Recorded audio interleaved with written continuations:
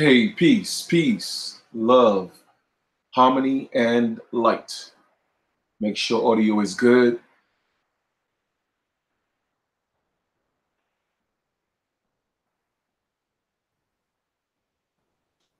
I think audio is good. Let me see. All right, I think we're about to set it off. We're about to set it off. I'm giving you guys some chance to or some time to get into this live feed. We got a lot to discuss. So I'm not sure what's going on just yet, but it seems like this thing is loading. If anybody could hear me in the chat, let me know if I have audio. Hey, peace, peace. Stacy, how you feeling today? Can you hear me? Let me know if you could hear me, because on my end I see it's like it's loading, but I'm not sure if I'm getting that piece. Sister Yvonne, peace. Can you guys hear me? Just wanna make sure. Make sure we have audio. Make sure we have audio. I need a check. 1 2 1 2 on audio. We're about to go to school today, all right? This is what we're doing today, as usual. Okay, beautiful, beautiful, perfect.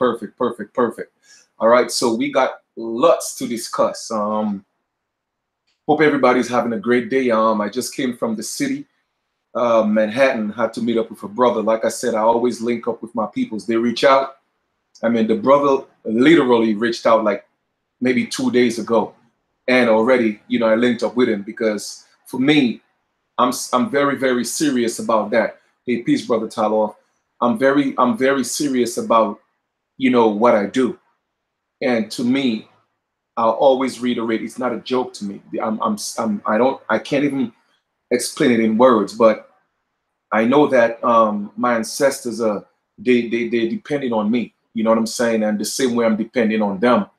They are waiting for each and every one of us to wake up, and put in that work. Like I said, we have work to do. We have to restore our legacy, our name.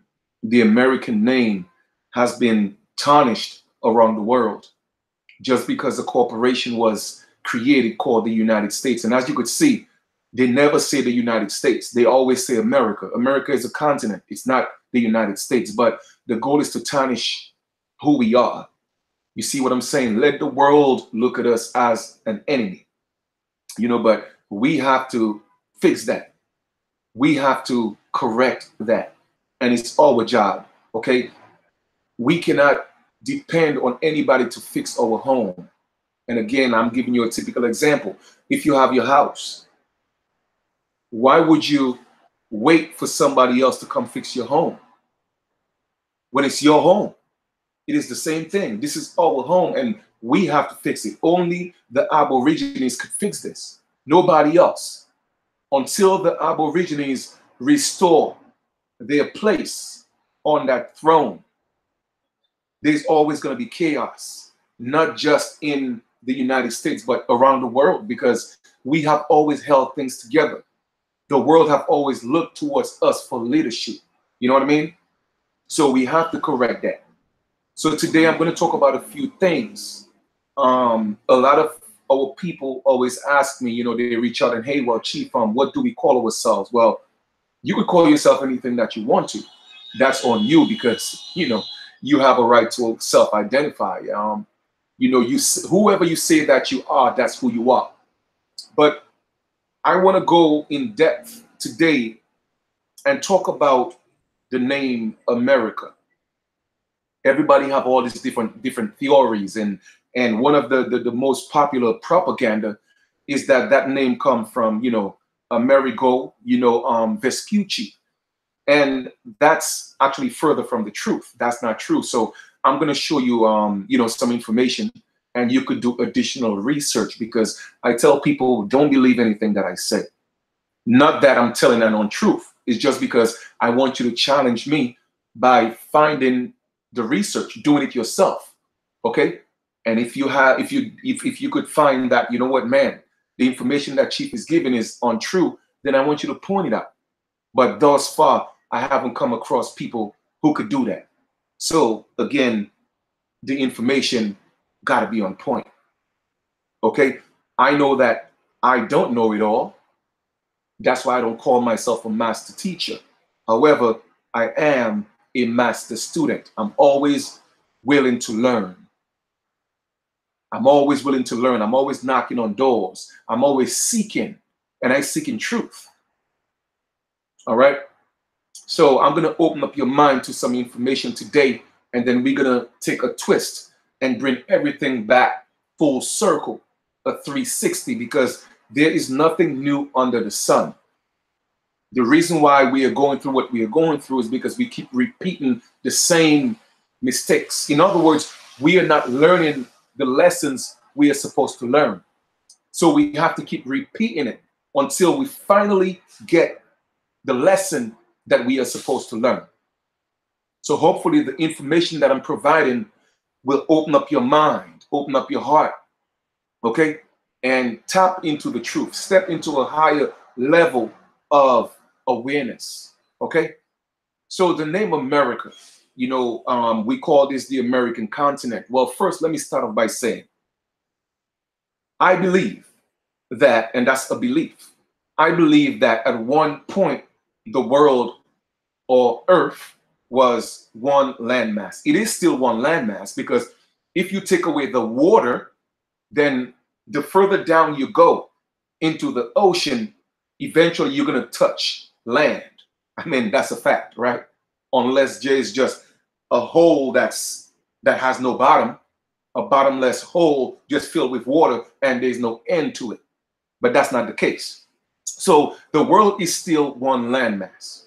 However, okay, because of colonization,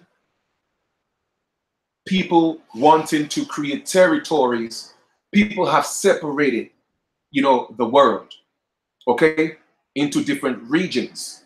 Some may call it countries, nations, islands, whatever you want to call it.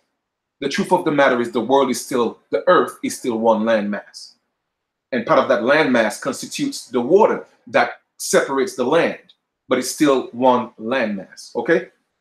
Now, whether Pangea is true in essence of all the land was connected without water and then it's separated, again, that's a theory. I don't know. I don't have any proof of that. But they said, well, you know what? Pangea was what it was called. Again, that's a name. But what we have to realize is this, right? People were placed strategically all around the world. You know, you have melanated people, okay? The people of that Negroid stock, okay? People didn't call the earth Pangea because they didn't even know the extent of the land. All people knew was the areas that they inhabited. That's all they knew. And again, well, Chief, how can you say that? How do you know? Because you see, I got common sense. I don't let people think for me. You feel me? I think for myself. I meditate and I let things make sense to me. And that's one thing I know the Most High gave each and every one of us. All right? A mind.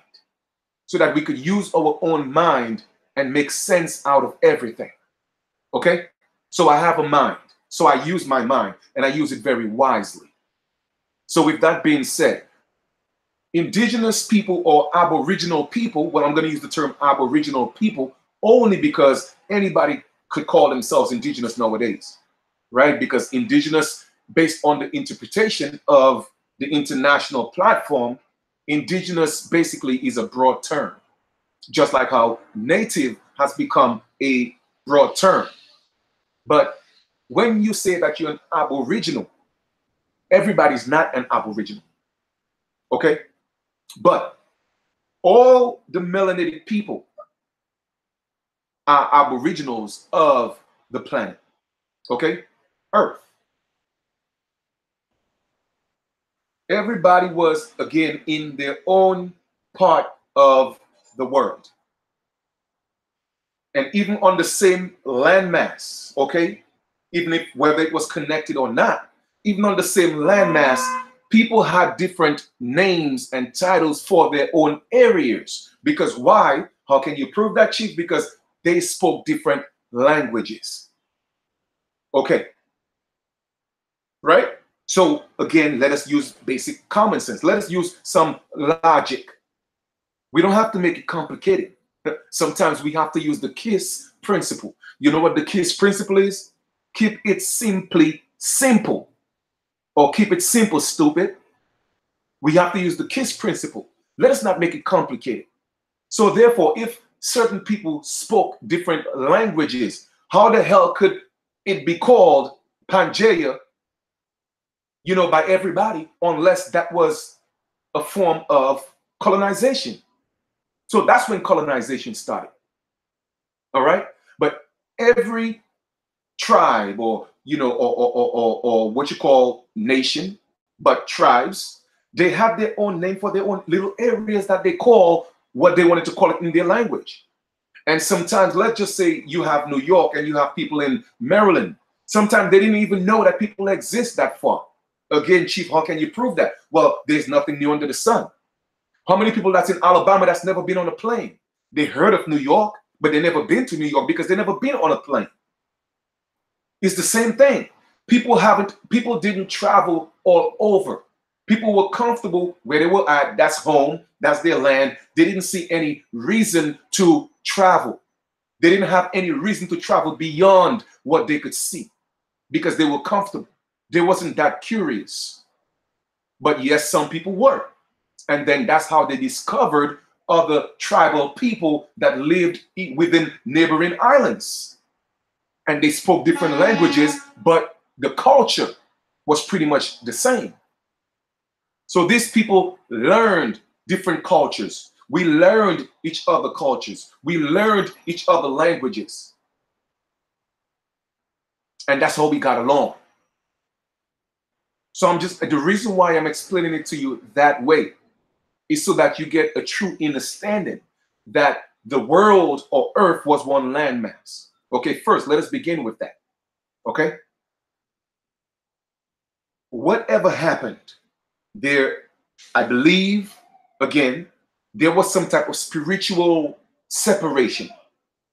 And I believe, personally, that's when we started falling into our lower chakras, and our brothers on the other side, they created the pale race.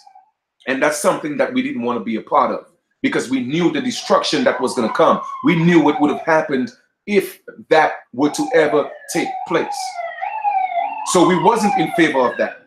So everything started to separate because why? We didn't have one mindset. The one mindset that we had as the Negroid people, so to speak, okay, because we all have Negroid features, so I'm using that for lack of better term. The same mentality that we had as one people, when that mental separation happened, that thought became words and that word became flesh. And so it happened. Mother Earth gravitated or manifested what we were thinking. And the relationship we started to have amongst each other, that separation. So therefore, the waters started to divide the land. Okay, now they put all that stuff in the Bible allegorically telling you, well, that was the beginning, you know, you have the covenant and the water separated the water and all that BS and all that stuff. Again, that's allegory because nobody was there in the beginning when the Most High did all that, so they don't know. But they're speaking of recent times, okay? They're speaking of their own existence within the past 6,000 years. Of course, we know that the world is billions of years old. So they don't know. They're talking about the particular creation of people. So they're assuming that's what happened. Okay? The water rose and separated the land. And now you started having all these different continents, so to speak. But the more we separated from our brothers and sisters from the other side mentally, the more it manifests in the flesh. And again, how can I prove that? I'm going to show you a few maps because we have to bring this into full circle. The only way for you to know where to go is to know where you came from, is to know why all this is happening. And that's what I'm doing. I'm bringing clarity. Okay? I don't get involved in debates because if you look at the etymology of the word debate, it means to beat up. I don't want to beat up my brother or sister, so I don't deal with that. People have invited me to get on debates and all that, and I refuse to do that. I don't want to do that. I would actually have an argument because if you go look at the etymology of argument, it's actually healthy. So you see how they twist words and they got people caught up in that spell. But anyway, I'm not here to give a spelling lesson. Okay, so we're going to look at a world map, a few of them actually. But first, let me just pull this one up. Give me a second here. I'm going to share my screen and we're going to look at the continents. All right, we're going to look at the continents and I'm going to show you exactly what I'm talking about. I want to bring up this image right here.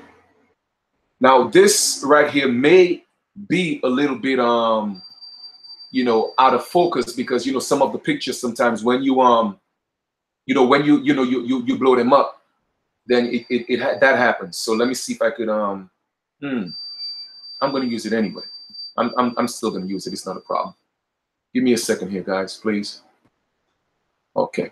All right, so let me share this screen and I'm going to show you exactly what I'm talking about. All right. So here we are. Okay. So I know you guys could see this, right? So we have to look at things from a bird's eye view. Let us look at it from the top. Now, as you could see right here, okay, you can see the cursor move. This is pretty much the world map. All right, whether it's accurate or not, that's not what we're here to debate right now. I'm going to prove to you that something happened spiritually, okay, that allowed it first manifest in the mind, that our brothers and sisters from the other side, they did something to us that caused us to separate from them. And because it happened, you know, mentally, then it manifests in the flesh. So as you can see towards the left, where all this is the Americas. And if you look on the other side, you would see you have Africa, you have Europe, you have Asia, all those different supposed other continents, right? Again, I'm showing you the proof. As you could see, Africa is connected to Europe. Europe is connected to Asia. Africa is connected to Asia. So they are all Asiatics. They are all Asiatics. And that's why you hear a lot of the Moors say, we are Asiatics. I've heard Taj Tariq Bey say it a million times. Oh, we are the Asiatics. Well, guess what, brother? I'm not an Asiatic. I'm an American. Okay? I'm an American. But this is what happened. And there was that division. So now they don't have 7 continents because we have to look at the definition of continent. And I'm breaking things down to you like I'm taking you back to the 5th grade. Okay? So let us go look at the definition of continent. All right? Let us just do this real quick. Let me open up a new browser and we're going to go to Google. And we're going to look at the definition of continent. Again, y'all don't have to believe me, but I'm showing you what I'm talking about. Definition of continent.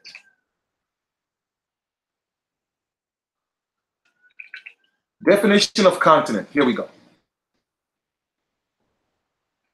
So we truly have an understanding of what a continent is, all right? We are not going based on assumption. We are going to actually read it, right?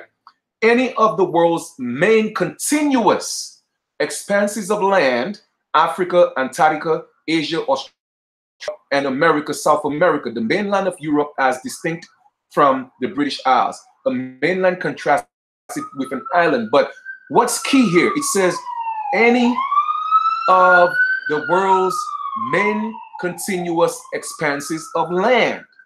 Main continuous expanses of land. Meaning that it has to be connected. It has to be connected. Now, let us go back to that map. So you see what's a continent again, right? Any of the world's main continuous. That's the key word. In order for it to be a continent, it has to be continuous. If it's not continuous, it is not considered a continent. And again, it's a major or a main expanse of land. All right, that's why it's considered a continent. Let us go back to this map here. You see, they're all. You see the breakup. The Americas is separate from them, but yet still the others are connected. So therefore, they formed one continent. So right now there is only 2 continents. There is not 7 continents. And again, because of this spiritual separation or something happened that had to manifest in the flesh, and the Americas separated from everybody else. Now you know why we are being treated the way we are being treated, because it was something about us. It was something that they wanted to do that we didn't agree with. And it caused the separation, the breakup between brothers. Again, hence the continuous story of Cain and Abel. Again, those are allegory. Cain and Abel, Adam and Eve, Jacob and Esau. You know, all those are allegories. Now, they may mean different things in different contexts, but I'm showing you, okay, the spiritual or the metaphysical meaning of what transpired. Okay, what transpired? One earth, one mother earth, and then her children separated. Okay, because something happened. So Cain had to kill Abel. Now, if we were to look at it in a context of what we are talking about in terms of honoring Abel, we would kind of like symbolize Abel, because our sacrifice or whatever it was, our gift was more acceptable by the Most High. So now Cain, that other continent, all right, again, it's an allegory, could mean anything. But Cain, that other continent, wanted to destroy Abel. Now, that may not be the case, but I'm just, in terms of, again, the allegory, I'm showing you the separation.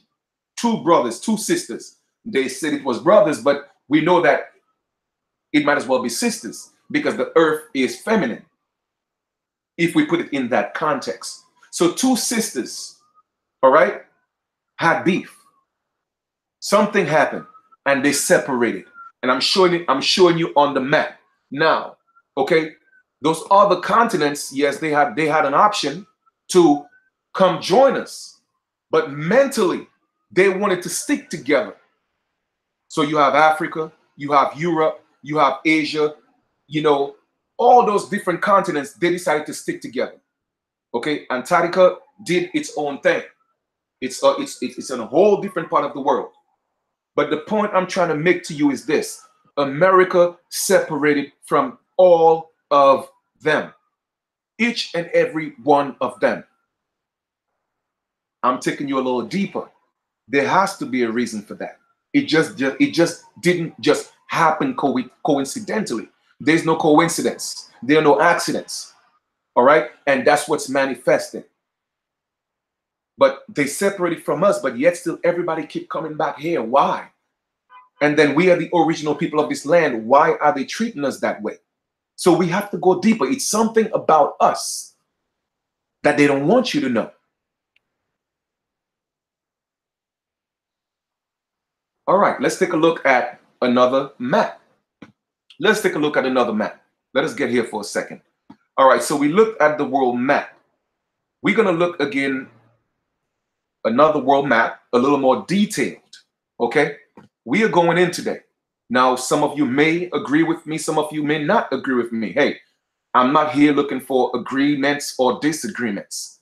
I'm just giving you my perspective on how things manifest to me in the spirit. Okay, and you do what you want with the information. Do your own research. Let it make sense to you in your own way. Okay, so here we have a world map, a little more detailed. As you could see, we have the Americas, or what's considered the Americas and her surrounding islands. Now, I'm going to show you If you look at this and you bring the map together, if you take this little section right here, I hope you guys could see this. If you could take this little section right here and you bring it in right here, you would see that Mauritania, Western Sahara, and Morocco and Algeria could fit right into Honduras. So it shows you how we separated from everybody else. And that's the reason why when they speak of the far west, a lot of these Moors are saying that this is Morocco. But here's the twist. They're not telling you. America is not Morocco. Morocco was part of America. So I'm dropping the knowledge on y'all today. Morocco is not America, but Morocco was in America. Mauritania was in America. The West Sahara was in America. So when they do their DNA test and they say, oh, well, you Sub-Saharan. Well, guess what? That was part of the Americas. When the landmass was one, when it was together, and we separated from them.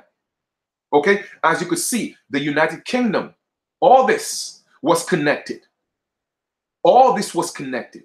France, and I'm going to show y'all again, and I'm going to prove everything that I'm saying to y'all. France was also in the Americas. And that is the reason why France gave us the Statue of Liberty. Because they were part of America. They are acknowledging the copper melanated woman. That's their mother. That is their mother. As you could see on the map, all these other continents and countries, mentally, again, there was a separation, and they came together to take down the Americans. Okay? If you look at the Atlantic Ocean right here, it was said that the Atlanteans, that's where that civilization sunk. Hence, they named it the Atlantic Ocean. Well, guess what? The Atlanteans, if that myth is true, they were also Americans. Again, it was just another civilization of the Americas. Now, let me show you exactly on this map right here. Okay? Now, this map right here, you see right here, the Mongoloids. Okay? It was said that they came across the Bering Strait. But the Mongoloids right here, they traveled all the way to the Americas. In other words, they traveled all the way into the Americas.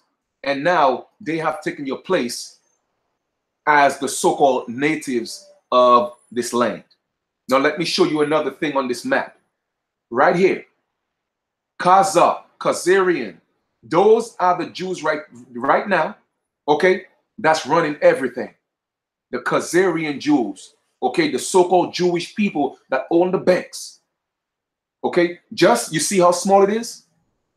But guess what? They took over the world. They took over the world.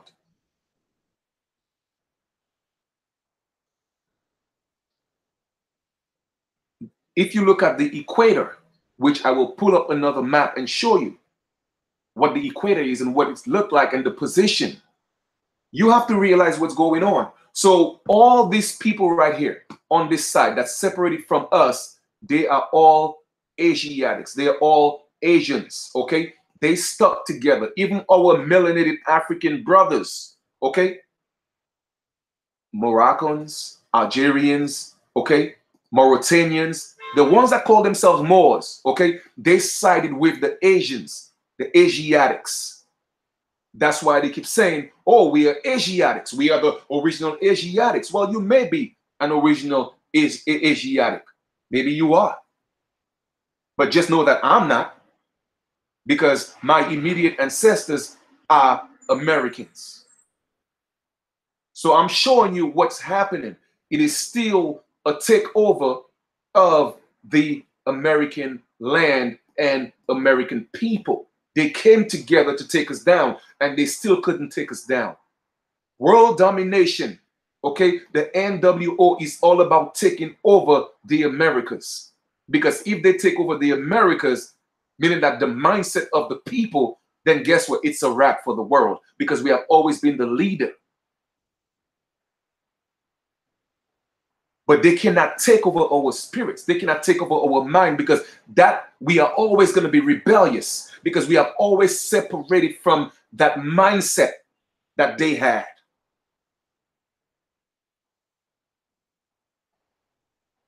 Because if you look at it, it's going to fit perfectly like a glove. But we have to separate from that. We have to separate from that. So you see how easy it was, okay, for people in, you know, from the Western Sahara, Mauritania, Mali, Algeria, Libya. You see how easy it was for them to just literally slide over and come into the French Guyana, into Honduras, Nicaragua. As you could see, that's where they first came into the Caribbean. Ecuador, Brazil. Look at where Brazil is at.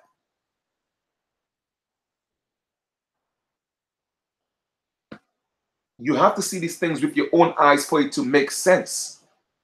That's the only way it's going to happen. You have to see it with your own eyes for it to make sense. Otherwise, it's not. Okay? It's not. All right. So let me come back here for a second. I'm going to show you another map. All right? Where we have France. Let us take a look at France here for a second. Let us bring that up. Okay? Let us extend that. And France. Here's another look. As you could see, a continuous, because North and South America was actually, it wasn't really connected. Okay, yes, it was still one landmass. Earth was one landmass, but North and South America had a little detachment. But however, that landmass came together because the people's mind came together. There was no such thing as Central America. That's new. That's new. Central America wasn't even created yet, because it was just North and South America. Again, as you could see, the separation. What's a continent? The continuous body of land. As you could see, Africa is connected to Asia. Africa is connected to Europe, and they're all connected. So yes, they are Asiatics, or if you want to call all of them Africans, you could do that. Or if you want to call all of them Europeans, then you could do that, because they are all the same people. Even if we are all the same people, but you know what I mean. Now look at where France is at. Again, you use your imagination and connect the map. France was in America. France was part of America, okay? All these little places where Morocco, these little places was at, it was in America. But because of the hostility, they wanted to take over our land. We separated from them. We separated from them. So now there was war. And there is still war today. But just know that there's only two continents right now. Even Australia is connected to Asia. A continuous body of land. The only one that's separate is what? America and Antarctica. Why do you think they're protecting Antarctica so much? Because there's some things there that's sacred. The American continent is sacred. They don't want us to know why we separated from them. We were and we are the world's biggest secret. And that's a fact. Let us take a look at another map. Like I said, I'm not just talking about these things. I'm showing you. Okay? I ain't got time for the talking. And like I said, facts over feelings. All right? I don't care what y'all feel and y'all want to get mad when I say this is not Morocco. Y'all want to get mad, but I'm going to continue to show you the truth. Now, look at another map. Okay? We have North America and South America. Look at Morocco right here. You see where Morocco is? When all this was going on, Morocco became a port. Okay? Morocco became a port where people were paying these wars when we separated, okay? Because we have always done commerce or trade, whatever you want to call it. But when we separated, when the United States, you know, these people came into our territory and they were fighting us, Morocco, okay, was one of the ports where they didn't want them to cross. Their pirates didn't want them to cross because they were literally seizing their ships, okay? So they had to find some ways to work that out. Okay, they had to find some ways to work that out. But these Moors here, they went all the way up into Europe, where Europe is at right now. Okay, this is Europe right here. And what they did was they fought against their own brothers. to take over their own land. All right. Now I'm talking about before the time that Caucasians were in Europe, or they were considered Europeans. I'm going way back, and they took over their landmass. All right. But what these Moors did was they went, okay, right here. I'm gonna show you right now. They went right here into the Caucasus Mountain, okay, and got their creation, which was these people they were created on the Asian continent or in Africa. And what they did was all this area right here is part of where the Caucasus Mountain was at. All right, like between Turkey, Azerbaijan or Armenia, Georgia, all those places right there. Okay, that's part of where the Caucasus Mountain was at. And they went and got their people, and then they used them to help them fight their own brothers and won. But what these people did, these Caucasians did, they learned everything and they started fighting against these Moors that took over Spain. And then because some of these Moors, they didn't want to, because they had to leave. So some of them went back into Morocco. Some of them went back into certain parts of Africa. But for the most part, they decided, you know what? We come in for the takeover of the Americas. But because they couldn't beat us, they went and got their other friends and brothers and sisters to help them fight.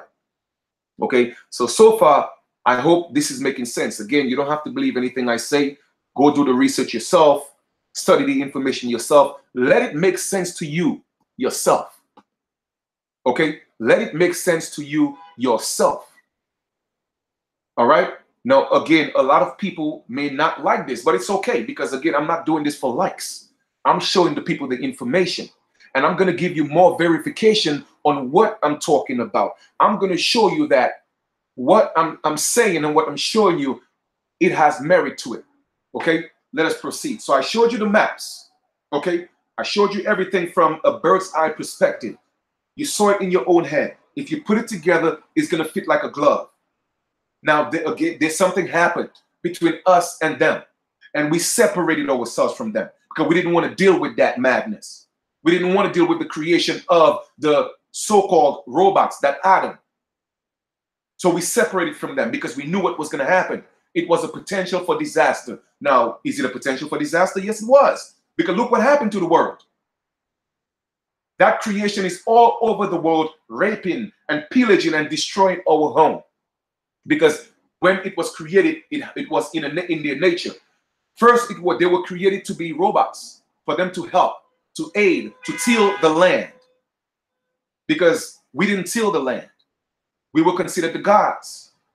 Okay, the fallen angels, the gods. But we needed man to till the land. They needed man to till the land. We just lived in nature. We was good. But they wanted more. So they created this Adam. And that's what happened. So we separated from them. Okay? And I'm going to bring you a little closer, into history and show you again what I'm talking about. All right? Now, let me see. What am I going to look at here now? No, I'm not going to look at that. And like I tell people before, okay, we have had different names for this landmass. Different names for this landmass, okay? Different areas and different tribes call their areas different names. So we're going to look at some of the indigenous people, or what they call the native people, called the American continent, or the areas that they were in. So let us share this screen again and let us get into this knowledge here, okay? All right, so here we are. So first, let us look at this one, and then we'll go to the next. Let us look at this one. Abiyala is one of the names that was called for certain parts of the Americas, because once again, people were only limited to how far their eyes could see. All right, because we were just living life. We were just living life. And we actually ran into each other coincidentally sometimes. And that's when we knew, there was another tribe with another language. All right. Now, Abiyala, let me bring that up some more. Abiyala, which is the Kuna language. means land in its full maturity. Land in its full maturity. Now, we are talking about here the Americas, right? They're talking about the Americas is the new world, right? Well, guess what? What does maturity means? Maturity is of age, right? Maturities of age. So how come our ancestors knew that our land was the land of maturity? So that means it's not the new world. Again, I'm showing you proof. Or land of vital blood. Land of vital blood. Vital blood. Because they know how vital we are. Even up to this present day, they know. But they don't want us to know. Okay? It is the name used by the Native American nation, the Kuna people, that used to inhabit near the Darien Gap, today northwest Colombia and southeast Panama, to refer to the section of the American continent since before Columbus arrived. So they didn't call it America. That's what they call it, Abiyala. Now let us look at the Kuna people. Of course, you're going to see they have, you know, a Mongol, person as the indigenous or native person. So we're not going to pay attention to that. Yes, they are indigenous, but they are not the Aborigines. Okay, the Guna, known as the Kuna, prior to orthographic reform in 2010, and historically as Kuna, are an indigenous people of Panama and Colombia. Okay, indigenous people of Panama and Colombia. They didn't say African Panamanian. They didn't say African Colombian, because no, the original people, they were not Africans. We have never been Africans. So we had the names for the respective areas that as far as our eyes could see. And that's what we call it. Okay, Abiyala. And what did it stand for? Let's take a look at it again. Okay, Abiyala. Okay, land of its full maturity, or land of vital blood. So it was something about our blood, which is still today, something about our blood that they want our blood. Dead or alive, they want it.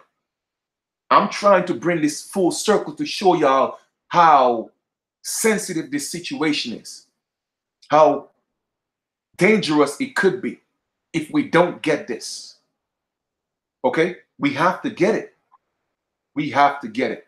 All right. Now I'm just going to read a little bit here. I'm not going to read too much of that, but it says the Bolivian, okay, I just clicked on indigenous peoples, which I didn't mean to. Let us go back. We know who the indigenous peoples are. All right, right here.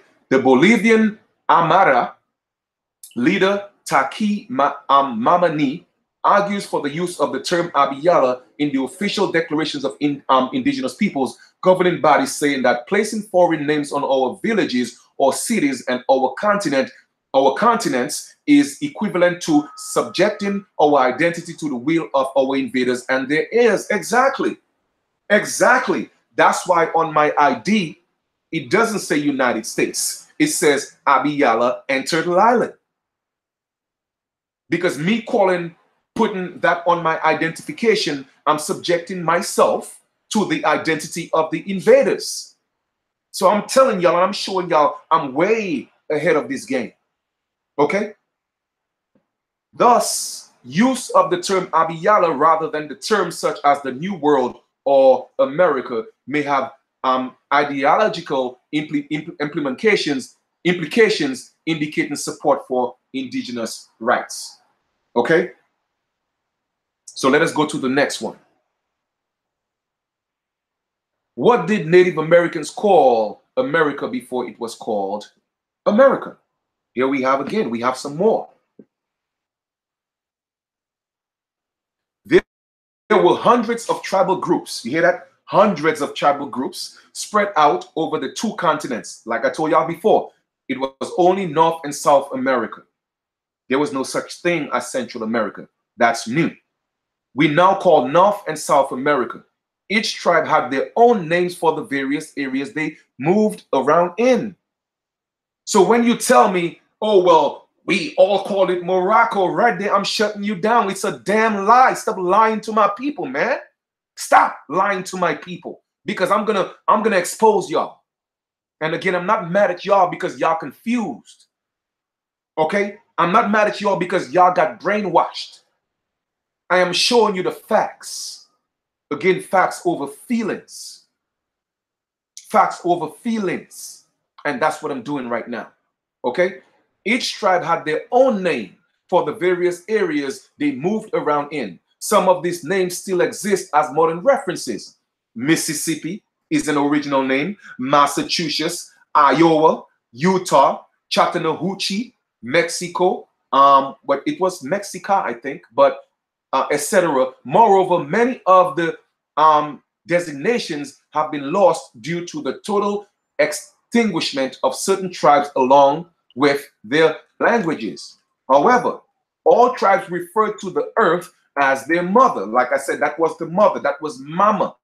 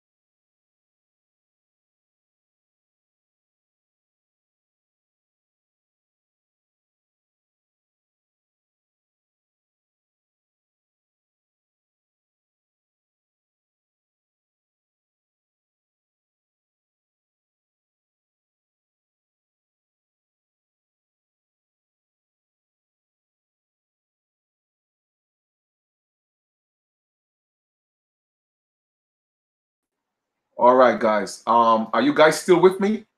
Whoa, man. Woo. All right, let me see. I'm wondering if I'm still good. Video playback interrupted. Please try again. Okay, let me see.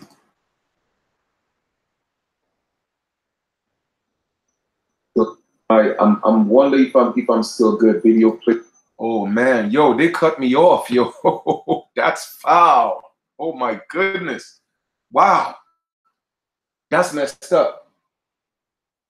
Yo, this is like this is unreal. Like they literally cut me off. I mean, whoa. Okay. Maybe it's me. I'm bugging, but I'm dropping too much. I'm dropping too much right now. That's what it is. Whoa, whoa, whoa. Chief is finally exposing it, and they're shutting it out. All right, I hear y'all, but I'm gonna continue to do me though. I'm gonna continue to bring that knowledge because we ain't got time for that. We ain't got time for that.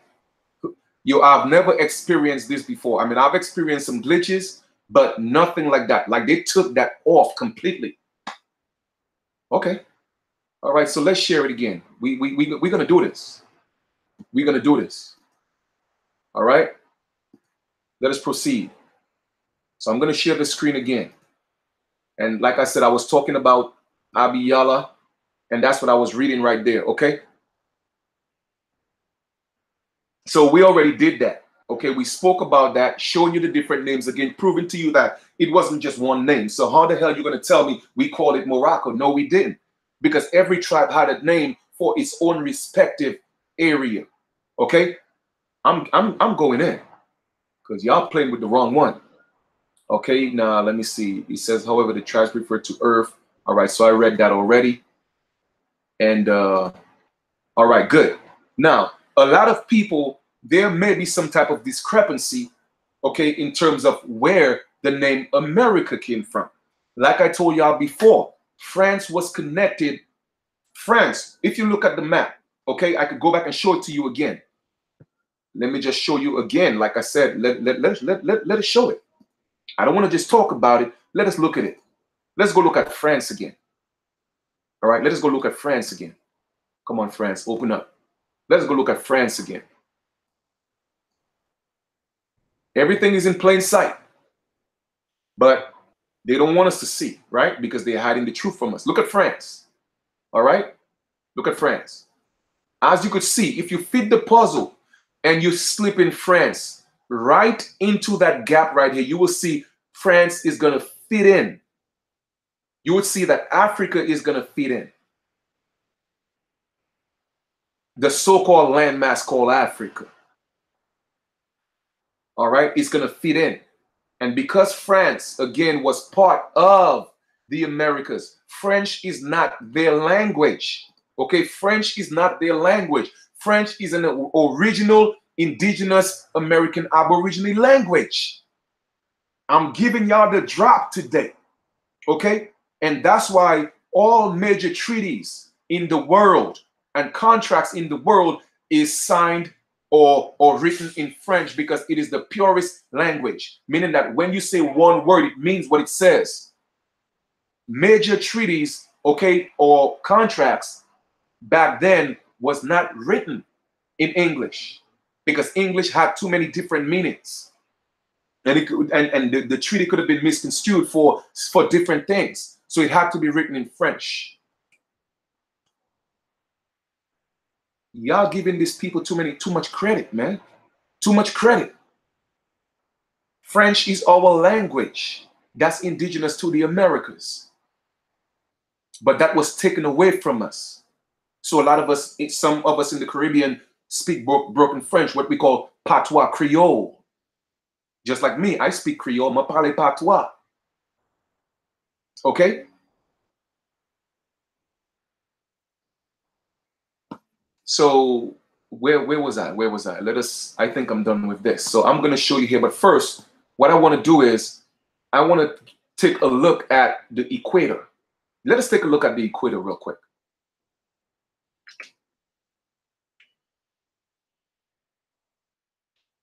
I think that's how it's spelled, the equator.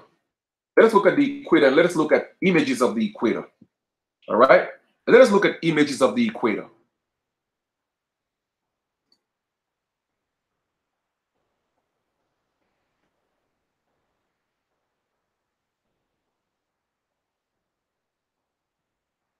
Okay, so here we have a map and where the equator is at. I'm trying to see if I could open this map up. Then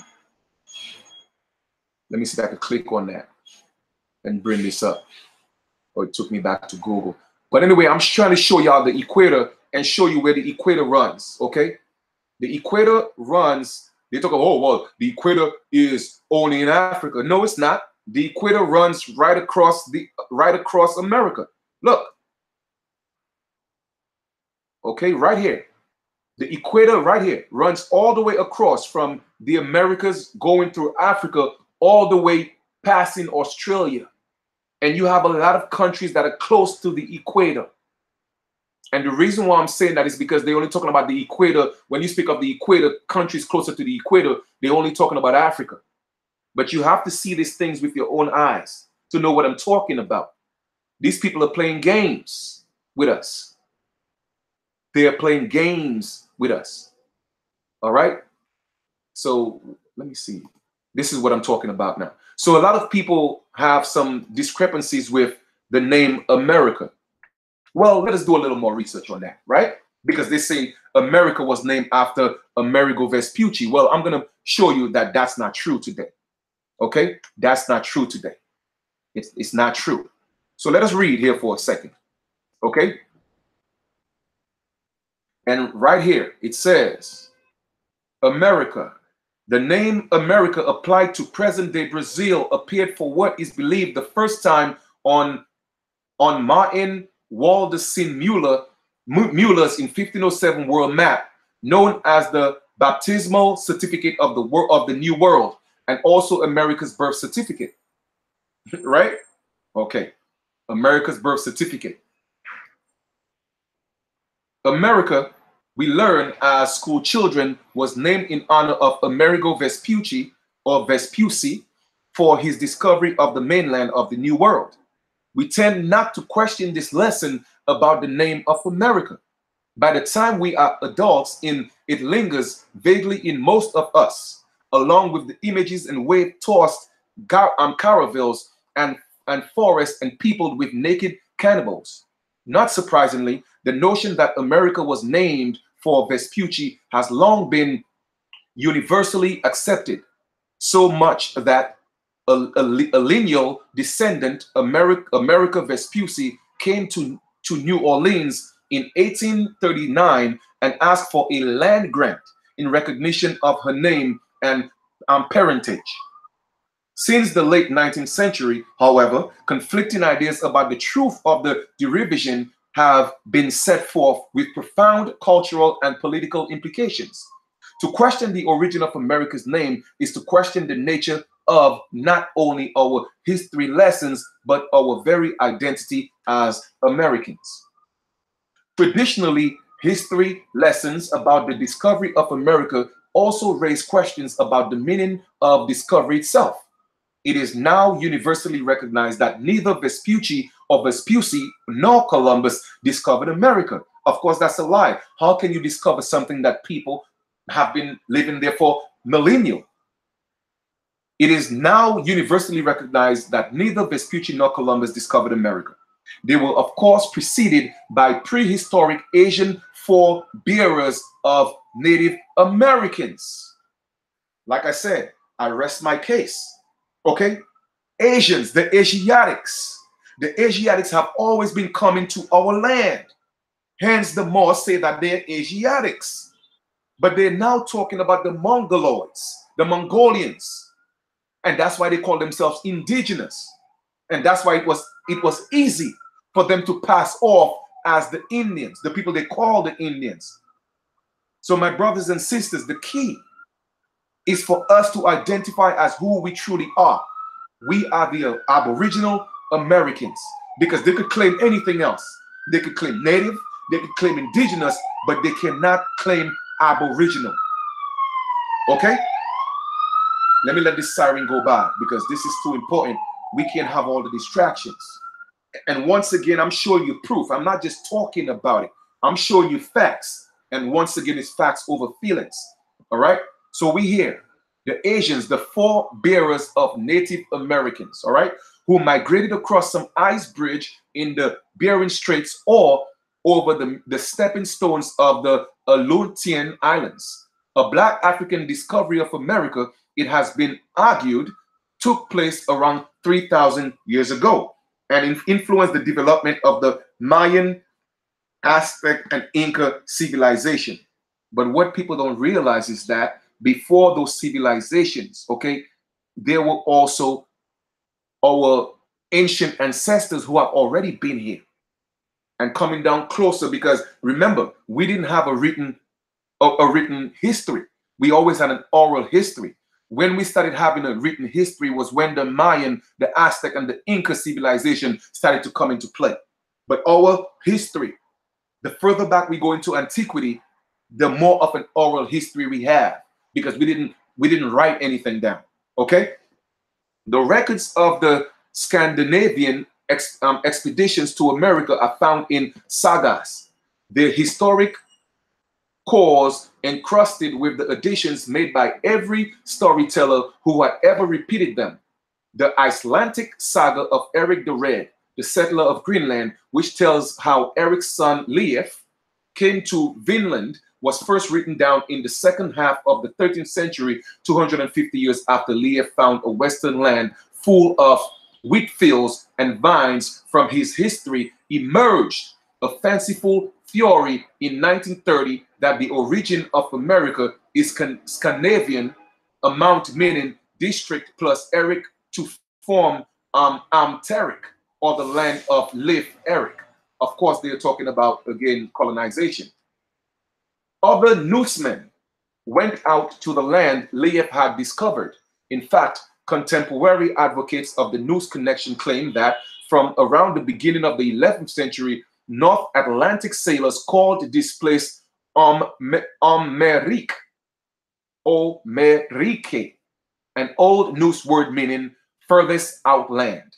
This theory is currently being promoted by the white supremacists of the so-called Christian Party, who are intent on preserving the nation's Nordic character and who argue that the Noose Americ derived from the Gothic Amalric, which according to them means kingdom of heaven. Why would they call our land the kingdom of heaven? Once again, I'm showing you the significance of we, the American Aborigines, regardless of how they twist it, regardless of who they say came up with the name. Look at the definition and the meaning. Why do they call the Americas the kingdom of heaven? Why? Because this is where heaven is at. This is where heaven was at on earth. The streets of gold, the land of milk and honey. That's why they don't want us to know who we are. That's why they're treating us the way they're treating us. Because they don't want us to know that we are the gods and kings and queens and emperors and empresses of this land. So they want to treat us like dogs. Okay? Why would you call a place where nobody was at, okay, a wasteland? Why would you call it the kingdom of heaven? Because it was, because they call it that because it was the kingdom of heaven. All right? I'm reading here right now. But most non-Scandinavians were ignorant of these sailors' bold exploits until the 17th century. Now, mind you, that was all the way in the 11th century. We're talking about way, way before Christopher Columbus, way before all these people. That name America and America was already in the air, brewing. It was already in the air, brewing. Way before the Moors brought their Asiatic brothers here and the Caucasian brothers here to take over our land. Way before that. I'm talking about the 11th century. So we have always traded with the world. Hence, New York is called the World Trade Center because we have always been the center of the world's trade. All right? Now, it says, further, and I have all that stuff in the link below so y'all could literally, digest it for yourself, okay? Further, other discoveries of the America have been credited to the Irish, who had sailed to the land they call Lagaloon, the land beyond the sunset. The land beyond the sunset, right? And to the Phoenicians who purportedly came here before the Noose. So the Phoenicians came here before all these people. The Irish also came here. So they have a deep history. So even the Irish could call themselves natives. Even the Irish could say that they are indigenous. Okay? The 1497 voyage by John Cabot to the Labrador coast of Newfoundland constitutes yet another discovery of the American mainland, which led to an early 20th century account of the naming of America, recently revived. That's a name that was revived, that claims the New World was the name after an Englishman, Welshman, actually called Richard Amerique. Let me tell you something. The name America was already written in the constellations. Okay? And yet, despite the issue of who discovered America, we still confronted with the awesome fact that it was the voyages of Columbus and not earlier ones that changed the course of world's history. Indeed, as Teverton Todorov, author of The Conquest of America, 1894, Richard Howard has argued the conquest of America heralds and establishes our present identity, even if every date that permits us to separate any two periods is arbitrary. None is more suitable in order to mark the beginning of the modern era than the year 1492, the year Columbus crosses the Atlantic Ocean. Columbus clearly made a monumental discovery in showing Europe how to sail across the Atlantic. But guess what? Columbus didn't know how to do it by himself. So guess who taught him? Guess who was with him? Guess who was, who was the captain navigating the Nina, the Pinta, and the Santa Maria? I rest my case. Vespucci's great contribution was to tell Europe that the land Columbus had found was not Asia, but a new world. And that a Western route, again, not Asia. So like I told y'all, we are not Asiatics, okay? We are not Asiatics. Involve yet another ocean beyond. The naming of America then becomes essential to a full understanding of our history and cultural values, ourselves, especially when considered in terms of the range of theories about the origin of the name.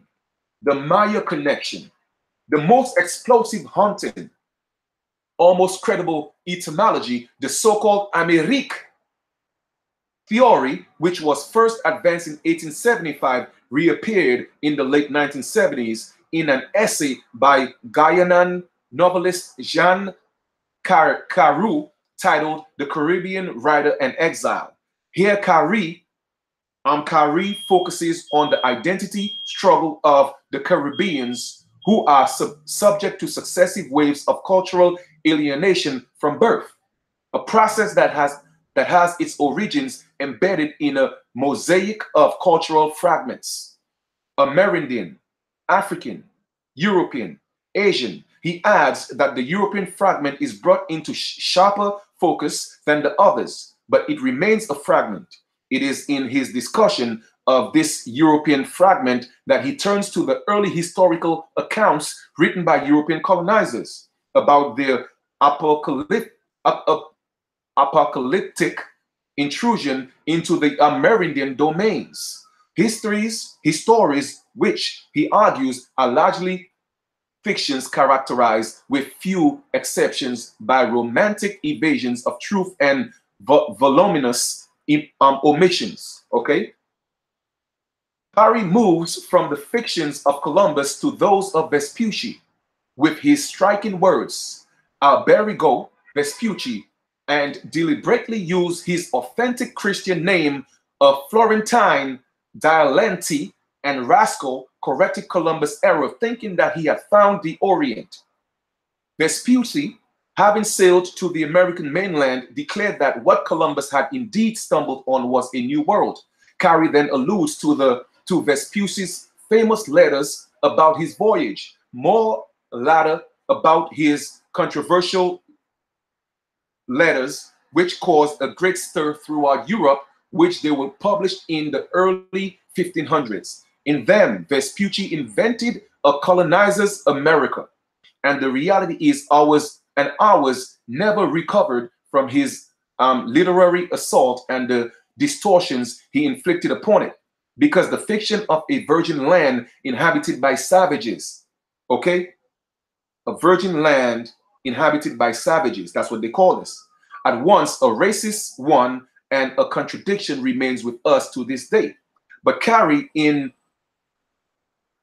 developing his own fiction, which derives largely from a fanciful 19th century treatise or treatise, goes on to say, Americo Sic was undoubtedly a Florentine Delineante and an extraordinarily clever one. Why would he otherwise have changed his Christian name after his voyages to the Americas? So the truth of the matter is, he changed his name so that he could take credit, saying that he named the Americas. All right? I'm reading here right now. Right here.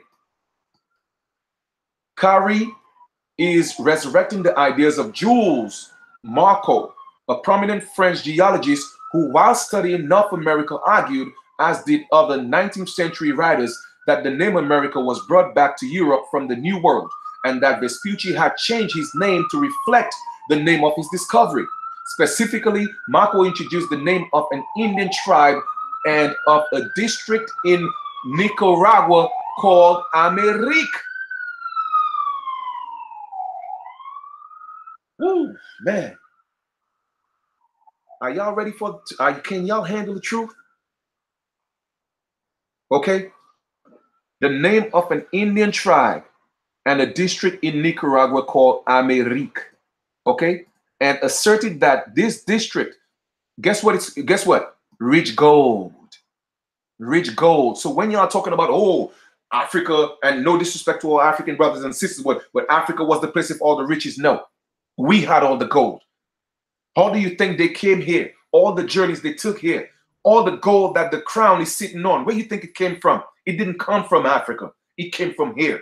The goal was always to colonize us, and that's something they have never done and they could never do. Yes, they have made a lot of waves, but we are still not colonized. Okay? It's just that the mind of the people is warped right now. It's messed up. The mind of the people is gone. Believe me. All right? So once again, let me read this. Okay? Specifically, Marco introduced the name of an Indian tribe of the District of Nicaragua called Amerique, asserted that this district, rich in gold, had been visited by Columbus and Vespucci, who had then this name known in Europe. See Marco's map. For both explorers, the words Amerique and gold became synonymous. Guess what? When they heard of Amerique, all they saw was gold, streets of gold. And we became a target. We became a target. Okay? We walked on gold. We slept on gold. We didn't worship vanity. We didn't worship materialistic things because that was just part of our nature. Subsequently, according to Marco's account, Vespucci changed his Christian name from Alborico to Amerigo. Carey cites Marco to back his claim that in the archives of Toledo, a letter from Vespucci to the cardinal dated December 9th, 1508 is signed Amerigo with the double R as the Indian Amerique. And guess what? Amerique is also French. Again, proving my point that France was connected to America. French is our language, man. And between 1508 and 1512, the year in which Vespucci died, at least 2 other signatures with the Christian name Amerigo were recorded. See Marco's 1875 article, The Atlantic Monthly, and more elaborate work published subsequently in the annual report of the Smithsonian Institute, 1890. All right? Like Marco, Carey wants us to believe that America was not named after Vespucci, but vice versa, that Vespucci had, so to speak, renamed himself after his discovery, gilding his given name by modifying it to reflect the significance of his discovery. For Carey, however, the truth he found in his reading of history becomes a source of rage. Robbing peoples and countries of the indigenous names was one of the cruel games that the colonizers played with the colonized. To rob people or country of their names to set in motion a psychic disturbance, which can in turn create a permanent crisis of identity. My brothers and sisters, what do you think we're dealing with right now? An identity crisis. So I'm showing y'all all the proof. So like I said, man, anybody who want to hate this video is because you hate the truth.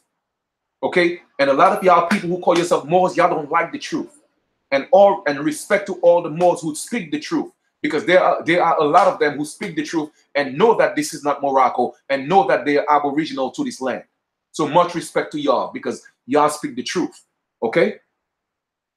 As of this, to underline this fact that the theft of an important place name from the heartland of the Americas and the claim that it was Deliante's Christian name robs the original name of its elemental meaning. And what of this elemental meaning? Let's get into this. To define it, Carey echoes Marco, who quotes from his correspondence with Augustus Laplongeon, an imaginative anthropologist studying the Mayan culture in Yucatan. Laplongeon had written to the French scholar the name America or Amerique in the Mayan language means country of perpetual strong wind or the land of the wind. And sometimes the suffix ik and ika can mean not only wind or air, but also spirit that breathes life itself. You see that, my people? We have the spirit that breathes life itself. Children of the sun. You see why the animosity towards us is so heavy, but you don't know the spiritual symbolic meaning of why we are going through this. Why is every culture coming to experience the American dream? Every other ethnic group could enjoy the American dream except the original Americans. Why? Huh? Why is that? Y'all gonna learn today. Y'all gonna learn today. All leads carry to conclude that we must therefore reclaim the name of our America and give it once again its primordial. You know what primordial means? Meaning land of the wind, the fountainhead of life and movement. Man, I rest my case. The fountainhead of life and movement. When we moved, that's when the earth moved. Man, I'm just so hyped right now. You know what I'm saying? Because I just want my people to get this, man. I want y'all to get this. Because this is not a game. This is not a game, man. Let me get back to this live video real quick because I'm hyped. I'm hyped, man. You know what I'm saying? Like, for real. Woo! Man, am I going in or what? Am I going in or what? I'm just saying. You know, all I could do, man, all I could do is show y'all the knowledge, okay? And for those of y'all who are spending thousands of dollars to go to college and you ain't learning jack shit, okay? You ain't learning the truth. There's a support button on there. Y'all could support. Because I'm exposing all this. Because it's important that you learn the truth. It's important that we learn the truth, okay? Because y'all paying the colonizers to teach you stuff that's detriment to who you are. Okay? I'm giving y'all the real knowledge right now. Yep. Do you know how long it takes me to do this research? Do you know how much meditation and guidance I gotta seek before I could get into all this? Y'all just think I just get up and do videos? No. I go into a half an hour to 45-minute meditation before I do any video. Okay? Before I do any video. This is work. A lot of people say, oh, why don't you get a job? This is my job. Teaching you, educating you, telling you the truth. Because without the knowledge, we lost. We are lost without the knowledge. All right? Now, let us, and like I said, all that information is in the link below. So we're stepping up into more current issues right now. Okay? Now check this out. What they're not telling you, once again, nobody tells you about the Barbary slave trade. Nobody tells you about that, right? They don't want to tell you about that. But we're going to talk about that. We're going to talk about that. Okay? First, and I'm not here to beat down my brothers and sisters who call themselves Moors. No. I don't hate you guys. I have no animosity towards you. Okay? I just want to tell the truth. I just don't want my Aboriginal brothers and sisters to get caught up in that trap. Okay? Of making themselves subjects of Morocco. Okay? Because this is not Morocco. Yes, Morocco was in America, but this is not a Morocco. No, it's not. Just like how France was in America, but is this France? So stop playing the games with my people. Okay? Stop playing the games. I'm here to expose the truth. Okay? That's what I'm here for, to do that. So let us go into this so-called, okay? Let us go look at this treaty. Because there's always a talk about the Treaty of Peace and Friendship. Oh, what is the longest treaty that stands? Well, why? I know why. Because y'all got in bed with the United States. And that's why every 50 years, the United States have to acknowledge the fact that Morocco was the first country or nation to acknowledge them as a nation. Because America only exists on paper. It still only exists on paper.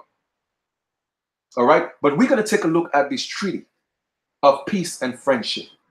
A treaty of peace and friendship. because apparently that treaty is not being honored, because there's no peace, there's no friendship, because we are the ones that's crowded in the jails, right? But let us get into that for a second, because everything is in the word. You have to pay attention to the word, because that's what becomes flesh, is the word. Okay? So let me share my screen again once more. Facts over feelings. I'm showing y'all the proof. Let us look at this treaty, the peace and friendship treaty. Okay? Let us look at that here for a second. Okay? Let us get into this. This is from the Yale Law School. All right? And the Lillian Goldman Library, Law Library. So I'm not just getting that off of just, Wikipedia. You know what I'm saying? The Barbary Treaties. You see that word? Barbary Treaties. 1786 to 1816. The treaty with Morocco, June 28th and July 15th, 1786. It didn't say more treaty. It says the Barbary Treaty. How come they never tell you that when they speak of the Treaty of Peace and Friendship? Why they never tell you is a treaty, a Barbary Treaty? You see, again, brothers and sisters, the deception in not always telling you the truth is what's hurting you, because they want you to be a subject of Morocco. Because the moment that you say that you're more and you put that on paper, you become a subject of Morocco. You lose your Aboriginal status as an American. Be proud to be an American and nothing else. Okay? We are the original ones. All right? A lot of my Moorish brothers and sisters like to speak about etymology, right? Well, let us go look at the etymology of the word, or the meaning of the word Barbary. Let us go look at that here for a second. Okay? Let me go back here. I think go back one. Y'all bear with me for a second.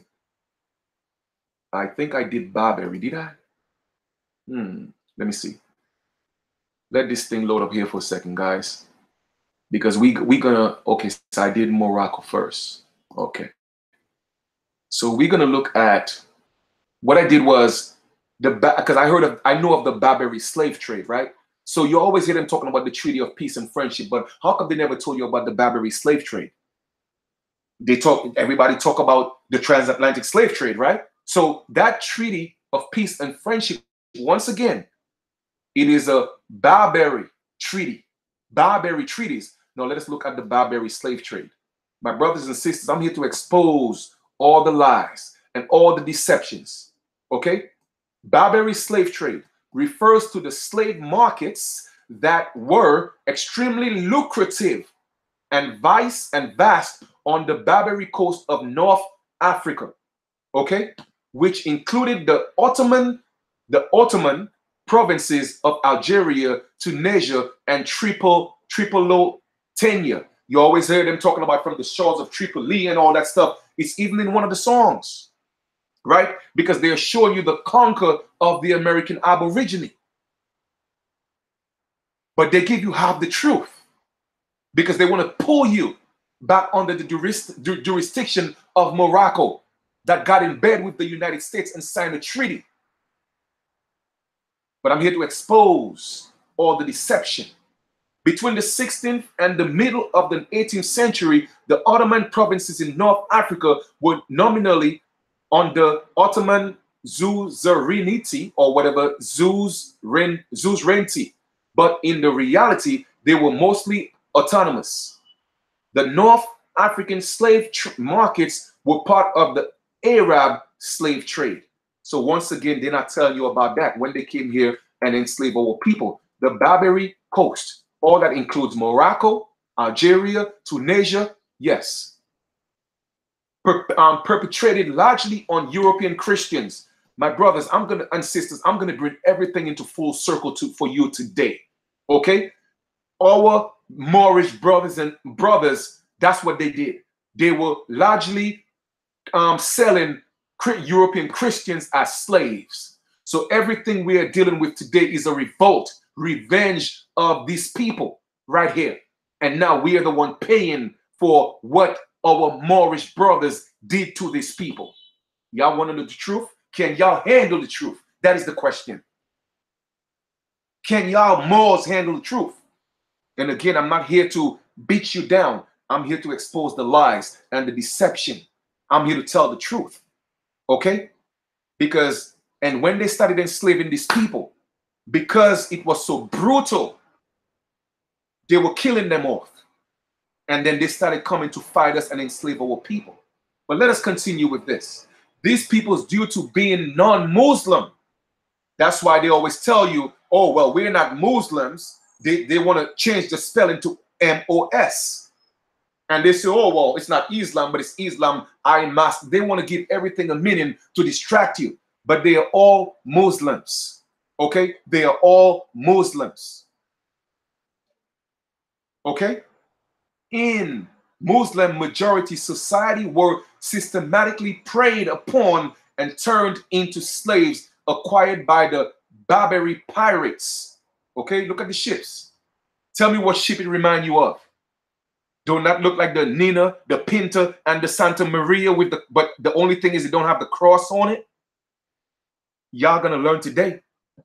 And Muslim in general during the slave raids on ships and by raids on coastal towns from Italy to the Netherlands, as far north as Iceland and in the eastern shores of the Mediterranean.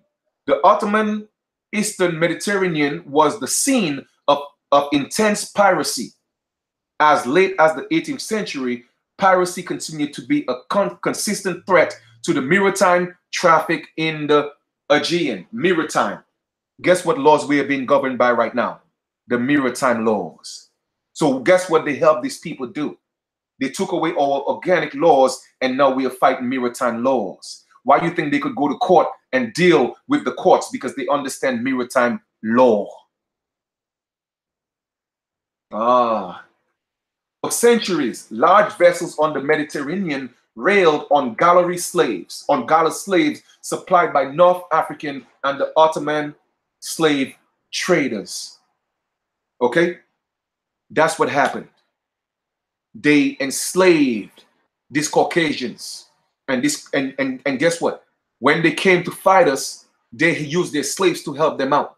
But they revolted against them. And now this is what we're dealing with. So they signed the deal. They signed the deal. What was the deal? A treaty. And let us take a look at the treaty right now. Let us take a look at the treaty right now. Don't play with me, man.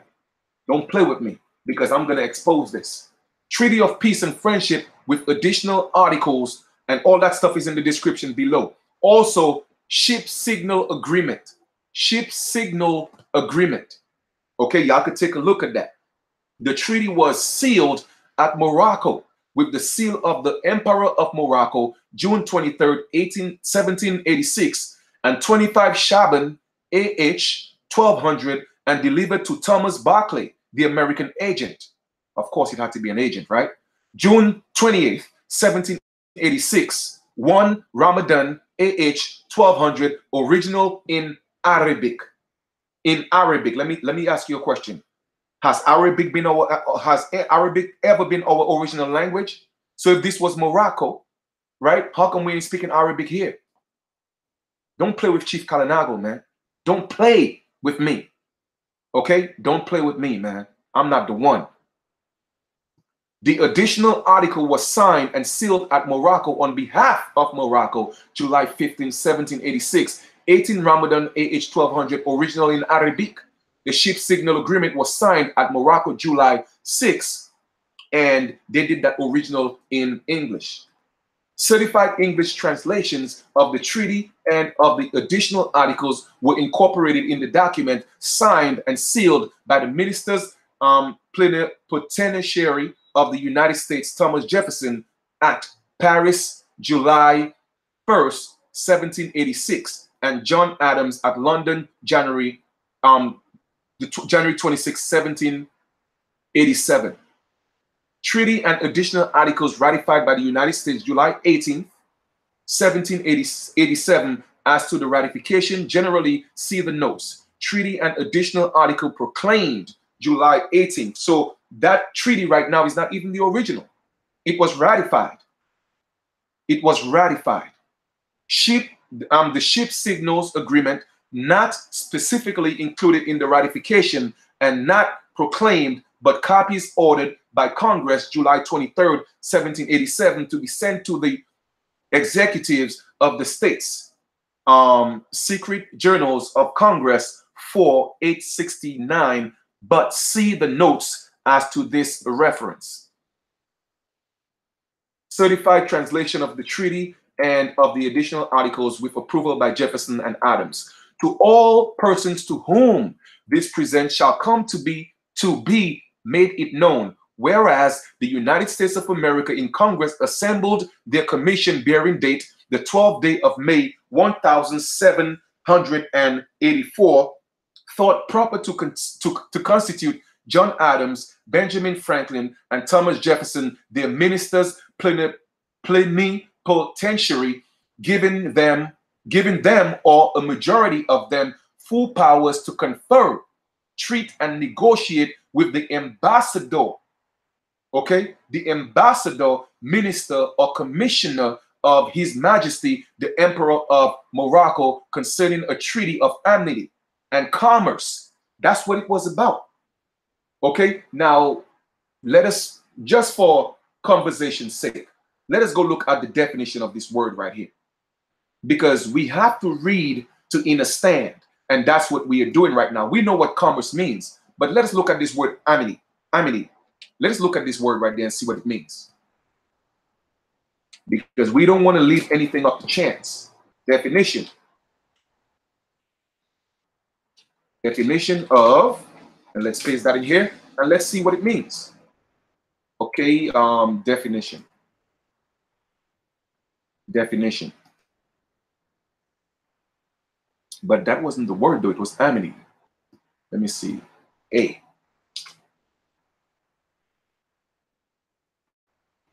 There we go. A friendship relationship. Okay, so we get that now, right? So we know what that means. Okay, a friendship relationship. Now let me ask you a question. If all this was Morocco, right? Why would they, that means you sold out to the United States. You gave us up to the United States. Okay, that's what it means. It means you were defeated. If all of this was Morocco. I'm just saying, but it wasn't. So the goal was to join with the enemies of the Aborigines to become friends so that y'all could conquer us. Okay? Y'all want to know the truth? Here's the truth. So it was a friendship and commerce to make and receive propositions for such treaty and to conclude and sign the same, transmitting it to the United States in Congress, assembled for their final ratification. And by one other commission bearing date, the 11th day of March, 1785, did further empower the said ministers, plenipotentiary, or a majority of them, by writing under the hands of seals to appoint such agent in the said business as they might think proper, with authority under the directions and instructions of the said ministers to commerce and prosecute the said negotiations and conferences for the said treaty, provided that said treaty should be signed by said ministers. And whereas I'm reading right here, we said John Adams and Thomas Jefferson, two of the said ministers, the said Benjamin Franklin being absent, by writing under the hand and seal of the said John Adams at London, October 5th, 1785, and of the said Thomas Jefferson at Paris, Paris, October the 11th of the same year, did appoint Thomas Barclay agent in the business aforesaid, giving him the powers therein, which by the said second commission we were authorized to give. And the said Thomas Barclay, in pursuance thereof, hath arranged articles for a treaty of amity and commerce between the United States of America and His Majesty the Emperor of Morocco, which articles written in the Arabic language, confirmed by his said Majesty the Emperor of Morocco, and sealed with his royal seal, being translated into the language of the said United States of America, together with the attestations thereto annexed, are the following words to wit.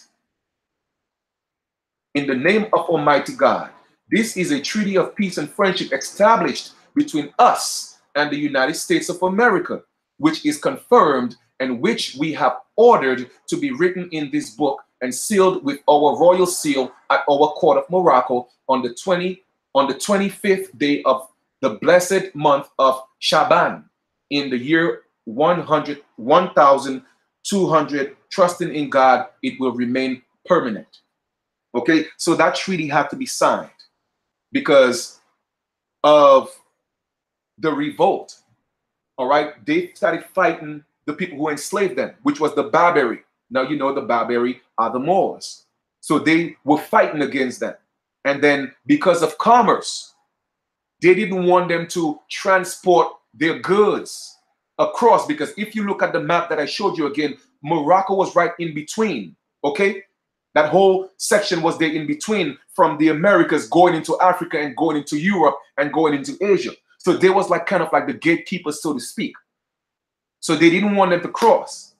So instead of fighting, they say, okay, you know what? Let's become friends. So let's create this amity, which is friendship relationship, so that we could do commerce. That's all this treaty was about. That's all it was about. Now, number one, I'm not going to read everything. The link is below. I'm just going to read a few of the articles. We declare that both parties have agreed that this treaty, consisting of 25 articles, shall be inserted in this book and delivered to the Honorable Thomas Barclay, the agent of the United States, now at our court, with whose approbation it has been made, and who is duly authorized on their part to treat us with concerning all the matters contained therein. Number two, if either of the parties shall be at war with any nation whatever, the other party shall not take a commission from the enemy, nor fight under their colors. So that means that anytime a war break out, they're going to be on the same side. So we, the Aborigines, better be careful of all those Moors trying to make us the subject of Morocco, because whenever this war break out, it is going to break out. They're going to fight on the side of the United States because they have a treaty. So y'all better wake the hell up and realize what's going on, because they want you to join the side of your enemies. The United States is a corporation that was created on our land to take over our land. All right? So if you're in bed with the United States, what does that mean? If you're in bed with my enemy, what does that make you? Y'all better learn today. Number three, if either of the parties shall be at war with any nation whatever, and take a prize belonging to that nation, and there shall be found on board subjects or effects belonging to either of the parties, the subject shall be set at liberty, and the effects returned to the owners. And if any goods belonging to any nation with whom either of the parties shall be at war shall be loaded on vessels belonging to the other party, they shall pass free and unmolested, without any attempt being made to take or detain them. So because of this peace and friendship, a lot of these Moors can go to court, okay, and use some of these documents dealing with admiralty law, okay, because they are vessels. I hope y'all see what's going on right now, putting two and two together. Let's connect the dots, because they are in bed with the enemy, okay? This is not Morocco. Morocco was in America, but it's not Morocco. America is not Morocco. And because of the division, spiritually, the land separated. Okay? Number four, a signal or pass shall be given to all vessels belonging to both parties. A signal or pass. Where do you think all these hand signs came from? Those are signals or pass to let them know that I'm a Barbary. I'm a Barbary Moor. Okay? It's in the treaty. A signal is a pass. Belonging to both parties, they all have their codes. They understand each other, by which they are to be known when they meet at sea. when they meet at sea, when they meet in the court, admiralty law. And if the commander of the ship, okay, which is the commander of the ship, which is the judge or the magistrate, okay, also a commander of the ship, you got navigating your own seas, is also the person who go to present himself. If either party shall have other ships under his convoy, the declaration of the commander shall alone be sufficient to exempt any of them from examination. Number 5, if either of the parties shall be at war and shall meet a vessel at sea belonging to the other, it is agreed that if an examination is to be made, it shall be done by sending a boat with 2 or 3 men only, if only guns shall be bred and an injury done without reason. The offending party shall make goods and damages. Check this out. If any more shall bring citizens of the United States, okay, or their effects to his majesty, the citizens shall immediately be set at liberty and the effects restored. And in like manner, if any more not a subject of these dominions shall make prize of any of the citizens of America or their effects and bring them into any of the ports of his majesty, they shall be immediately released, as they will then be considered as under his majesty's protection. So that's the deal, to protect their subjects, okay? To protect each other's subjects. Now, let me ask my Moorish brothers and sisters, if Morocco is your home and you are protected under this treaty, why don't you go home? Go back to Morocco. Why do you constantly trying to mislead my Aboriginal brothers and sisters by telling us we're Moors? We are not Moors. We are not Moroccans. We are not from Africa. That treaty was between y'all and the United States to sell us out because y'all was fighting us. And that treaty still holds. So the whole narrative of pushing you to be a Moor and doing all this paperwork, all that stuff is done intentionally to put you under the subject of the dominion of the Emperor of Morocco. So therefore, this treaty applies to you, and therefore the Moor Sundry Act also applies to you. You are a subject of Morocco, and you get special treatment because you are in bed with the United States. Number 7, if any vessel of either party shall put into a port of the other and have occasion for provisions or other supplies, they shall be furnished without any interruptions or molestation. If any vessel of the United States shall meet with a disaster at sea and put into one of our ports to repair, she shall be at liberty to land and reload her cargo without paying any duty whatsoever. All right. So once again, this is below. You just have to read with understanding and understanding, my brothers and sisters, and you will get this. Okay. I'm not going to read anymore. This is below. I just want to show you again, exposing the deception. That's my job, to expose the deception. Now, I've already showed you about the Barbary War. I've already showed you about that. And I've already showed you Morocco. What is Morocco? Where's Morocco? Okay. Morocco, a country in Northwest Africa. Okay, the country further west, from Italian, okay, from Berber, Marrakesh, properly the name of a city of Marrakesh, from Arabic, Maghrib el Aqsa. You always hear them talking about that. Extreme west, okay, extreme west. Compare French, Maroc, German, Morocco. In English, the first vowel has been altered apparently by influence of Moor. Let us look at Moor. Right? Now, let me just go back here real quick. Okay? That first one right here. Okay, so we see what that is, right? Now, if we look at the noun is a kind of flexible leather. 1630s earlier Moroccan, via French, ultimately from Morocco. Okay? Just so you know.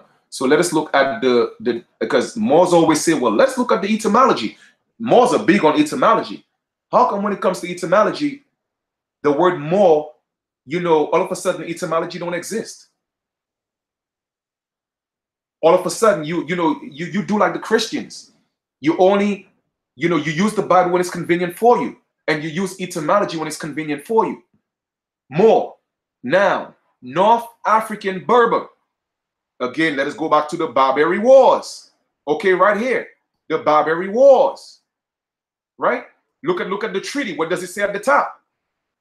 What does it say at the top of the treaty? The Barbary treaties.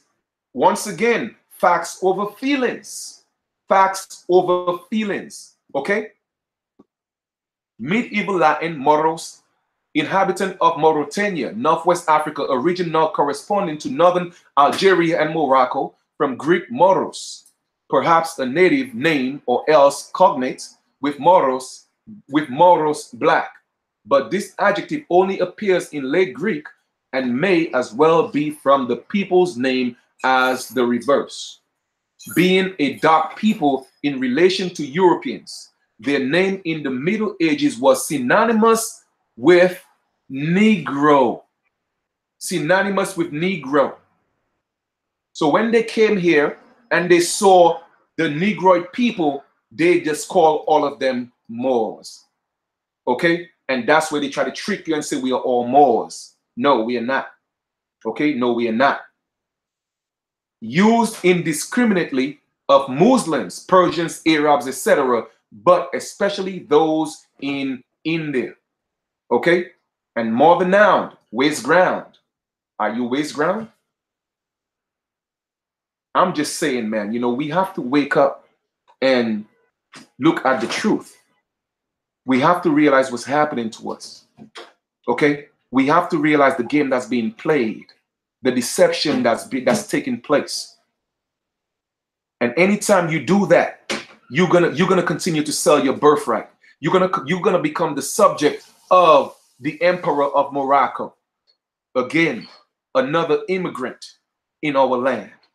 The United States is a foreign corporation in our land. United States citizens are not Americans. We are the Aboriginal Americans. Okay? So it will behoove you if you don't call yourself anything else but who we are, Aboriginal Americans. And no, that name didn't come from Amerigo Vespucci, and I showed you the proof. And yes, France was in the Americas. And that's why the Statue of Liberty is standing up right now, to pay homage to the copper melanated woman, the mother of civilization. Okay? So with that being said, I think I've made my point. Okay? Once again, facts over feelings. All right? So, brothers and sisters, I'm about to conclude this video. We've been on here for over 2 hours. And let me my disclaimer. This video is not to beat up on any brothers and sisters who call themselves Moors. Okay? A lot of them are in a state of confusion. A lot of them believe what they're saying. They believe it. And that's the sad part about it. They really think that this is Morocco. They really think that. Because that's what they were taught. It's like Christianity. You can't tell them the Bible is an allegory. You can't tell them that Jesus wasn't real. They truly believe that. It's the same thing with the Moors. Now, there are a lot of Moors who call themselves Moors because of the complexion, because that's what they call dark-skinned people. At least that's what they tell me. Who am I to judge? But you have a lot of them who are bent on calling this Morocco. They're bent on that. And that's what they push with their paperwork, making you think that you are more. But what you're doing is you're selling your birthright and you're becoming a subject of Morocco. So now you fall right under that treaty with the United States, which means that you are part of the United States and you get special privileges. Because like I showed y'all in a video with the More Sundry Act, and a lot of them didn't like the video because they don't like the truth, because they got into their feelings. Okay? They didn't want to be called Negroes, because when the Negro Act was passed, that was dealing with us, but they didn't want to be us.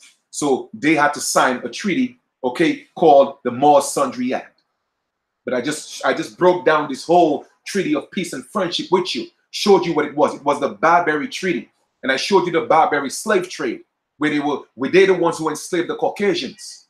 And now the Caucasians are taking revenge. That's what the United States is about. Okay? Revenge. Coming into our home because they brought them here. So once again, I am not here to demonize my brothers and sisters. No, I'm just here to tell the truth. The deceptions and the lies got to stop. It has to stop. And if nobody's going to put a stop to it, I am, by telling the truth. Okay? I'm going to do that by telling the truth. So here you go. All the links is below. Do what you want with the information. I have given it to you. I have planted the seed. So if you want to call yourself that, that's on you. You have a right to self-identify as a man or a woman. That's on you. But know what it means. Know where it came from. Know the origin. Like people calling themselves Christians and they don't know where the term Christian came from, what it means. They don't know. That's just what they were taught. And they're going to die believing that. Okay? So don't sell your birthright. Don't do that. Because this is our home. Okay? It has never been Morocco. Yes, Morocco was here. Okay? But this is not Morocco. Just like how France was here, but this is not France. Just like how, you know, the Sahara, Northwest Sahara was part of this. So when they do their little, you see everything, you have to connect the dots. When they do their little DNA, their popular DNA tests. Oh, well, you have 90%, 97% sub-Sahara. Yes, that's because that was part of the Americas. See, so they're telling you the truth, but they're not telling you the truth. The deception. The deception. So y'all better wake up. For real. Okay? For real. So for all those of you, I appreciate you once again. Man, like I said, if y'all want to support the channel, do that. If you don't, that's on you. But the link for the book is below. Get your copy of the book. Once again, for all those who got the last copies, the new arrivals are coming on Friday. So thank you for your patience. I appreciate that. I really appreciate that, okay? Because I only order the books once you get them. All right. I don't want to have a whole, storeroom of books and they're just sitting around. I can't do that. So as soon as you give your gift, for the book, then I order it, okay? And then I'll send it to you. So I appreciate that. The link for the book is below.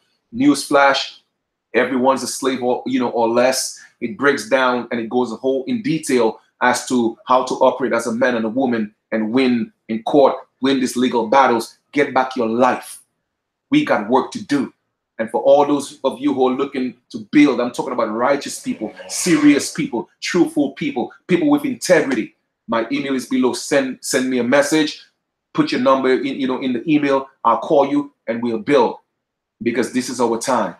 Okay? And even if people sell out, there are those of us who are not going to sell out. We know that we are the Aboriginal Americans and we're going to keep it as that. Okay? We don't want to be no type of ish, nothing, because we are the real thing. Okay? That's it. This is our land. Period. And we better step up and regain our throne, because they owe us. All of them owe us. All these immigrants owe us. Okay? And that's a fact. So with that being said, I appreciate you guys. Thank you for your time. I'm about to conclude this video. Hope you have a great continuation. Okay? Be good to each other, man. And research the information. Don't believe anything that I say. Please, research the information. Because all I could do is show you the facts. The rest is up to you. Okay? So thank you for your time. And shout out to all of y'all, man. I appreciate y'all so much. Okay? Let us do this, man. We got work to do. All right? Peace, love, harmony, and light. I'm out.